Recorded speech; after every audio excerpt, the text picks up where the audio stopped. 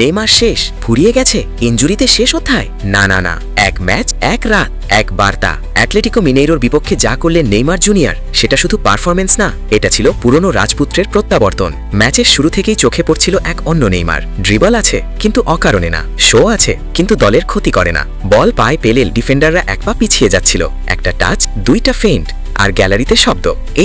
এই নেইমারকেই আমরা চিনি। অ্যাটলেটিকো মিনেইরোর ডিফেন্স আজ শুধু আটকানোর চেষ্টা করেছে, পুরোপুরি থামাতে পারেনি। এই ম্যাচে নেইমারের বড় পার্থক্য কি? সিদ্ধান্ত নেওয়ার গতি, অপ্রয়োজনীয় ঝুঁকি কম, শরীরের ভাষা আত্মবিশ্বাসী। এটা সেই নেইমার যে জানে কখন ড্রিবল আর কখন পাস। স্ট্যাটসের বাইরে গিয়েও ম্যাচের কন্ট্রোল ছিল ওর পায়ে। এটাই হারিয়ে যাওয়া ফর্মের সবচেয়ে বড় প্রমাণ। আর ঠিক এই সময়েই এলো ভক্তদের জন্য সবচেয়ে বড় সুখবর। ইউরোপ থেকে বার্তা পাঠালেন কার্লো অ্যানসেলটি। তিনি স্পষ্ট করে জানালেন, নেইমার এখনো ব্রাজিলের পরিকল্পনার ভেতরেই আছে। ফিট থাকলে দরজা খোলা, অভিজ্ঞতা প্লাস ক্লাস, বড় ম্যাচের অস্ত্র। মানে কি দাঁড়ালো? নেইমারের জাতীয় দলে ফেরা এখন আর স্বপ্ন না, বাস্তব সম্ভাবনা। নেইমার কখনো শুধু গোল বা অ্যাসিস্ট না, নেইমার মানে একটা প্রজন্মের আবেগ।